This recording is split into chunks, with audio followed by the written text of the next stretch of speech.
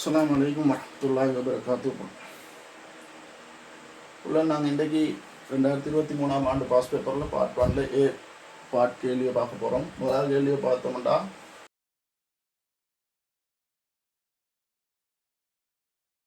12 வீத ஆண்டு இறைச்சாத வீதத்தில் ஒரு கடையின் ஆண்டு மதிப்பீட்டு பெருமானம் 24,000 இருக்கும்போது அறவிடக்கூடிய வரி எவ்வளோ வந்து கேள்வி கேட்கப்பட்டிருக்கு. கேள்வி வாய்ச்சி பார்த்தாலும் உங்களுக்கு அப்போ இது எப்படி காண்றேன்னு 100க்கு தான் 12 வீதம். 12 வீதம் எப்பவும் தரும்போது அது என்ன 100க்குரிய பெருமானம்.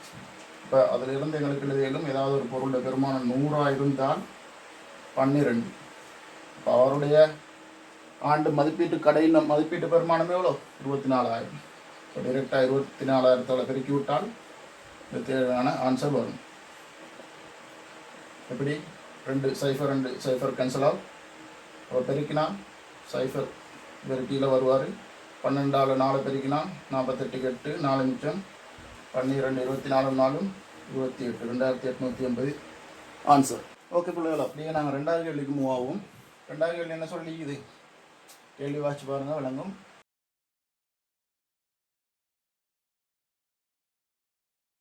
ஏபிசின்ற ஒரு முக்கோணி தரப்பட்டிக்குதான். அதில் ஏபி பக்கம் டி வரை நீட்டப்பட்டிக்குதான்.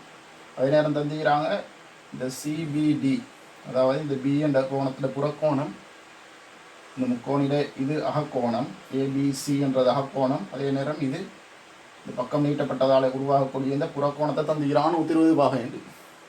அதே நேரம் கேள்வி என்ன, இந்த முக்கோணிட 2 அகத்தெதிர்கோணங்கள் பற்றின விஷயம்தான் கேட்கப்பட்டது. அப்போ எங்களுக்கு தெரியும் ஒரு தேற்றம் என்ன, முக்கோணி ஒன்று ஒரு பக்கத்தை நீட்டதால் ஏற்படக்கூடிய புறக்கோணம் அதன் இரு அகத்தெதிர்கோணங்களின் கூட்டுத்தொகைக்கு சமன்ற விஷயம் எங்களுக்கு தெரியும். அப்போ என்ன டிரெக்டாக அதை அப்ளை பண்ணி விட்டா பிள்ளை ஆன்சர் வரப்போகுது 2x + x சமன் 120 பாகை. அப்போ 3x 120 பாகைக்கு சமன்டா x டிரெக்டாக 120/3 40 பாகை என்றது ஆன்சர் வரும் புள்ள ஈஸியாக. ஓகே புள்ள, நான் 3வது கேள்வியை பார்ப்போம்.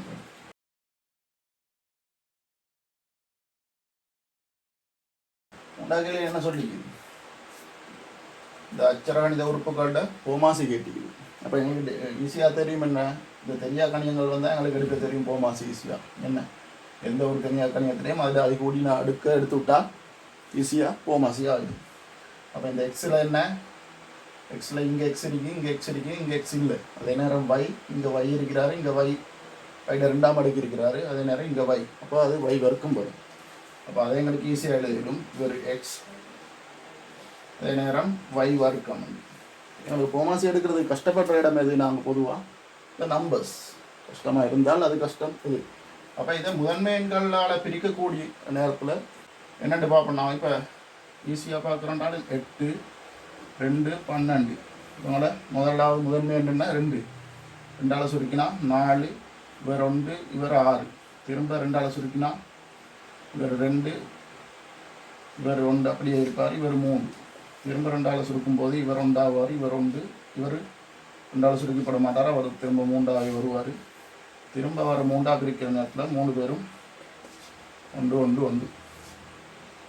இந்த மெத்தடில் சுருக்கும்போது இதில் எந்த நம்பர்ஸால் பிரிக்கிறோமோ அந்த நம்பர்ஸ் அத்தனையும் பெருக்கல் எடுத்து போட்டால் டிரெக்டாக போமாசி எங்களுக்கு கிடைக்கும். அப்போ என்ன 2 4 4 8 3 24 24 நம்பர்ஸ் போமாசியாக இருக்கும்.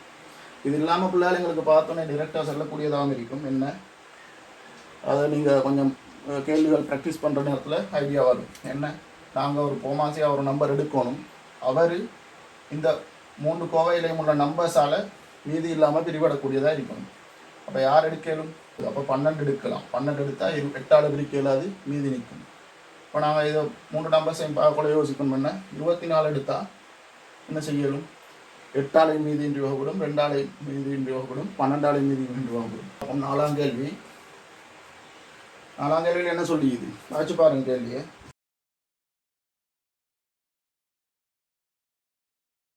ஏபிசிடி ஒரு இணைகரமம். அவருடைய நீட்டப்பட்ட பக்கம் பிசி, இந்த பக்கம் நீட்டப்பட்டதானது பிசி மீது இ ஆனது அமைதாம் எப்படி டிஇ, இந்த டிஇ ஆனது ஏசிக்கு சமாந்தரமான விதத்தில் ஆக இருக்குமாறு உள்ளதாம். அப்போ இவருக்கு சமாந்தரமான முறையில் வர மாதிரி இந்த இ ஆனது அமைதாம் இந்த பிசின்ற கோடு நீட்டப்பட்ட கோட்டில். அப்போ என்ன கேள்வி, இவ்வுருவில் முக்கோணி டிசிஇ, யார் டிசிஇ, டிசிஇ இந்த முக்கோணி இவர் இன் பரப்பளவுக்கு சமமான பரப்பளவுள்ள 3 முக்கோணிகளை கேட்டீங்க. இல்லை எங்களுக்கு ஒரு தரவு தெரியும், இவருக்கு சமாந்தரம். அது இல்லாமல் வேற என்ன தெரியும் எங்களுக்கு? இவரை பற்றி சொல்லிக்கிறான் ஏபிசிடிஆர் ஒரு இணைகரம். அப்போ அவரை பற்றி என்ன சொல்லணும், இந்த பக்கத்துக்கு சமாந்தரம். அதே நேரம் இவருக்கு சமாந்தரம்டா இவருக்கும் சமாந்தரம் தான். ஏன்டா இதே பக்கம் இரட்டாவே நீட்டப்பட்டியுது, வளைவு எதுவும் இல்லை. அப்போ புள்ளால் எங்களுக்கு எந்த தேற்றத்தை வச்சு இவருக்கு சமமான முக்கோணிகளை, பரப்பளவில் சமமான முக்கோணிகளை தேர்ந்தெடுக்கணும்? நான் படிச்சுக்கிறேன் புள்ளால், ஒரே அடியையும் 2 சமாந்தர கோடுகளுக்கு இடையில ஒரே அடியை கொண்டு அமைக்கக்கூடிய இணைகரங்கள் பரப்பளவில் சமன் என்ற ஒரு தேற்றம் படிச்சுக்கிறேன். அப்போ நான் சொல்கிறேன், இந்த ஏடி என்ற அடியை கொண்டு இங்கே எத்தனை இணைகரம் அமைஞ்சிக்குது? இந்த ஏடி பிஇ என்ற 2 சமாந்தர கோடுகளை நீங்கள் எடுத்து பார்த்தா அது 2 கடையில் உங்களுக்கு எத்தனை இணைகரங்கள் செல்லும் யோசிச்சு பாருங்கள். ஏபிசிடி இந்த அடியை கொண்டு இந்த அமைஞ்சிக்கும். அதே நேரம் ஏசிஇடி என்ற இணைகரமும் என்ன செய்து இது அதே பொது அடியை கொண்டு அதே 2 சமாந்தர பக்கங்களுக்கு இடையில தான் அமைஞ்சிக்குது. அப்போ அவரும் இணைகரம்ன்றது எங்களுக்கு தெரியும். இவர் ஏசிஇடி அவர் ஒரு சாதாரண நாட்பக்களாக இருந்தால் எங்களுக்கு அந்த தேற்றத்தை எடுக்கல. அது இவரும் ஒரு இணைகரம். எதை வச்சு இணைகரம் ஆகிறாரு? இந்த பக்கம் ஆல்ரெடி சமாந்தரம், இந்த பக்கமும் சமாந்தரம் இப்போ தரவுல சந்திக்குது. அப்போ இரு சோடி எதிர்ப்பக்கங்கள் சமாந்தரம் என்ற ரீதியில் எங்களுக்கு இவரும் இணைகரம்னு சொல்லிடும். அதுவும் இந்த 2 இணைகரமும் ஒரே அடியை கொண்டு அமைஞ்சிக்குது. அப்போ இதிலிருந்து எங்களுக்கு டிரெக்டாக சொல்லிடும், இந்த இணைகரம் ஏபிசிடியும் ஏசிஇடியும் பரப்பளவில் சமன். அப்போ இந்த ஏசிடிஇயைத்தான் அவரோட மூளை விட்டத்தால் இருசமாக ஊரிடப்படுது. அதால் ஒரு முக்கோணி அமையுது டிசிஇ என்றது. அப்போ அவருக்கு டிரெக்டாக அவரோட மீதி துண்டு மூளை விட்ட தலைவட்ட கொலை மற்ற துண்டு சமன். அப்போ அதில் இருந்து எங்களுக்கு என்ன சொல்லிடும், ஏசிடியும் இந்த முக்கோணிக்கு சமன். அப்படி டிரெக்டாக ஏசிடி இந்த இணையரகத்தில் மூளை விட்டதை வெட்டுறதால வருது. அப்போ இந்த ஏபிசி என்ற முக்கோணியும் சமன். அதே நேரம் இதே இணைகரத்தில் ஹாஃப் தான் இந்த ஏபிடி என்றது, அந்த முக்கோணியும் சமன். அதே நேரம் முக்கோணி பிசிடியும் சமன். அப்போ எங்களுக்கு இங்கே சமனான எத்தனை முக்கோணி கேட்டிக்குது? 3 முக்கோணி கேட்டிக்குது. ஆனால் 4 முக்கோணி ஈக்குது. நீங்கள் இந்த 4ல் ஏதாவது 3 கொடுத்தா சரி. முக்கோணி டிசிஇக்கு சமனான முக்கோணிகள் எழுதிக்கொள்ள சமன் யார்? முக்கோணி ஏபிடியை சொல்லிடுங்க எங்களுக்கு. முக்கோணி பிசிடியை சொல்லிடும். அதே நேரம் முக்கோணி ஏசிடியை சொல்லிடும். அதே நேரம் பிசிடி இந்த 4 முக்கோணியும் இவருக்கு பரப்பளவில் சமன். 5வது கேள்வி என்ன? லாக் என்ன கேள்வி தந்திக்குது? கேள்வி வாசிங்க.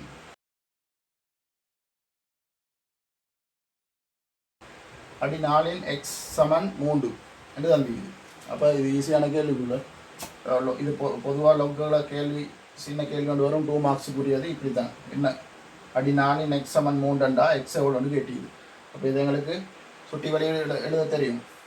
மடக்கே சுட்டியில் எழுதுறத படிச்சுக்கிறோம். எப்படி 4 3ஆம் அடுக்கு சமன் எக்ஸ். இந்த அடி 4 வருவார் இங்கே, அவரோட அடுக்காக வருவார் இந்த ஈக்குவலான பகுதி சமன் 3என்றது. அப்போ இந்த 4 3ஆம் அடுக்கு சமன் எக்ஸ் என்று எழுதிடும். அப்போ இதிலிருந்து எங்களுக்கு என்ன எழுதிடும்? எக்ஸ் சமன் 4 3ஆம் அடுக்கு என்ன உள்ள 4 16 16 4 64 என்ற ஆன்சர் எடுக்கணும். மனதால் பெருக்கக்கூடியதாக இருக்கணும், இல்லாட்டி பெருக்கி பாருங்க. நான் 16 4 பெருக்கினா எத்தனை? 6 4 24, 2 மிச்சம் 4 4 2 6 64 ஆன்சர். 6வது கேள்வி என்ன சொல்லுது? ஒரு சிம்பிளான ஒரு பின்னத்தை சுருக்க சொல்லி தந்திக்குது. என்ன நடந்துக்குது? இங்கே 3xy இங்கில் 2 பிரிபடுது 9y இங்கில் 4. இப்போ பின்னங்களை பிரிக்கும் போது எங்களுக்கு தெரியும் என்ன, ஈஸியாக பகுதியை தொகுதியாக மாற்றி பகுதியாக மாற்றி விட்டு விரித்தல் அடையாளம் பெருக்கமாக மாறுவார். எப்போவுமே இதுதான் இல்லை, பிரித்தல் தந்தால் என்ன செய்யுங்க, பெருக்கல் அடையாளமாக மாற்றி பகுதியை தொகுதியாகவும் தொகுதியை பகுதியாகவும் மாற்றி விட்டால், அதை சுருக்கி விட்டால் ஆன்சர் வரும். அப்போ அதில் பெருசாக ஒன்று மலட்டிக்கிறதுக்கு இல்லை, ஈஸியாக வெட்டக்கூடிய இதாக இருக்குது. யார் 2க்கு இங்கே 4 கேன்சல் அவுட் ஆனால் 2 மிச்சம், இவர் 1 இவர் 3 9 சுருக்கும்போது y கேன்சல் அவுட். அப்போ யார் மிஞ்ச போகுது? மேலே 2x மிஞ்சிறாரு, கீழே 3 மிஞ்சிறாரு. இதுதான் ஆன்சர் புள்ள. ஓகே புள்ள, 7வது கேள்வியை பார்ப்போம். 7வது கேள்வி என்ன சொல்லிக்குது வாட்சி பாருங்க கேள்வியை.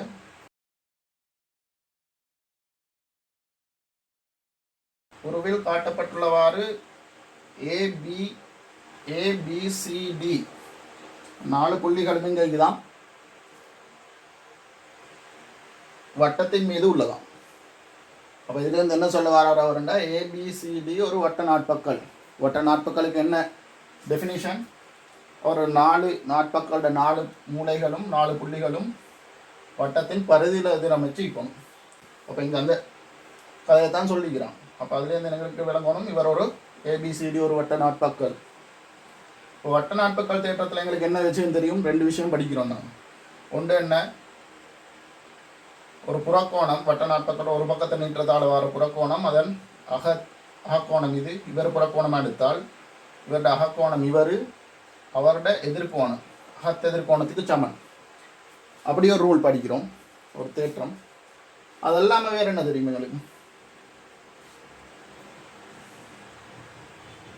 வட்ட நாட்பக்கல்ற எதிர்கோணங்கள் இந்த கூட்டுத்தொகை 180 இருக்கும். மிக நிரப்பின்னு சொல்கிறதா தான் 180 பாகையாக இருக்கும்.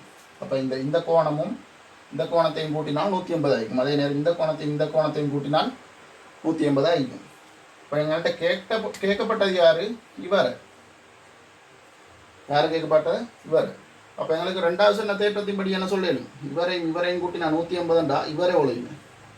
65 45 போட்டு கூட்டிட்டு தேவையில்ல புள்ளிகள், அது மனசாலே கூட்டம் 60 40 100 5 5 10 110 ஈஸியாக எடுக்கணும். அப்போ 110 மிக நிரப்பி 2 பேரும் சேர்ந்து 180 என்றால் இவர் 110 இவர் எவ்வளோ? 70 பாகை. இந்த கோணம் 70 பாகைன்றது எங்களுக்கு தெரியும். அப்போ எங்களுக்கு கேட்கப்பட்டது யார்? இவரே நாங்கள் எடுத்தோம். ஏன் இவரை கண்டோம்? கேட்கப்பட்டது இவராக இருக்கக்குள்ள இவரை கண்டோம். இவருக்கும் என்ன தொடர்பு? கேள்வி என்ன சொல்லி நான் ஒரு தடவை குறிக்காம விட்டுட்டோம். என்ன இவருக்கு சமாந்தரம் அப்படி ஒன்று தரவு தந்தி. அப்போ 2 சமாந்தர கோடை இந்த குறுக்கோடி வெட்டக்குள்ள என்ன நடக்கும்? இவர் ஒன்று விட்ட கோணம். அப்போ எங்களுக்கு தெரியும், இவரில் இந்த இவரை எடுக்கணும். அதை எடுக்கிறதுக்காகத்தான் நாங்கள் இவரை கண்டது. ஓகே, அப்போ எங்களுக்கு டிரெக்டாக எழுதிடும் சிபி கோணம் எவ்வளோ? 70 பாகை என்று டிரெக்டாக எழுதிடும். இந்த தேவைப்பட்ட 2 ரூலும் என்ன? வட்ட நாட்பக்கோட எதிர்கோணங்கள் 2 மிக நிரப்பி, அதாவது 180. அதே நேரம் 2 சமாந்திர கோடுகளுக்கு இடையே ஒரு குறுக்கோடி வெட்டும் போது ஒன்று விட்ட கோணங்கள் பருமனில் சமன். ஓகே பிள்ளைகள், அடுத்த 8வது கேள்வி பாருங்க.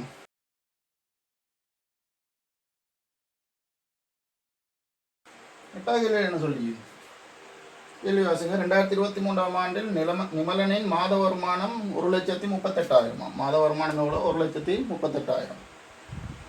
138,000.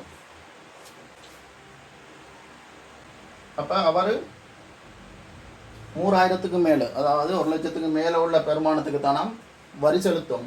அப்போ அவரோட மாத வருமான வரி பெர்சன்டேஜும் தந்திக்குது எவ்வளோ, 6%. இப்போ நான் முதவும் உங்களுக்கு சொல்லிக்கிறேன் பிள்ளைகள், 6%ன்றதால என்ன சொல்லப்படுது, 100 ரூபாயா இருந்தால் 6 ரூபா, அதாவது 100க்கு 6. அப்போ டிரெக்டாக அவர் எவ்வளோக்கு கட்டணும், அவரோட சம்பளம் மாத வருமானம் 1,38,000 இருந்தாலும் அவர் 1,00,000க்கு மேற்பட்டதுக்கு தான் வரி கட்டணும். அப்போ 1,38,000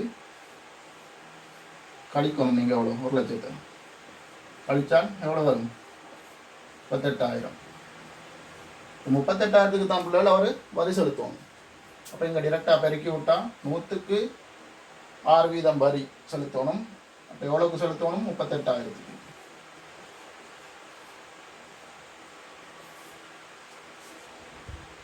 ஆன்சர் எவ்வளோ வரும் சொல்லுங்க பிள்ளை, 2 0 கேன்சல் ஆகும். 6ஆல் பெருக்கி விட்டால் 0, 6 8 48 8, 4 மிச்சம் 6 3 18 4, இதில் 18 4 22, 2280 ஆன்சர்.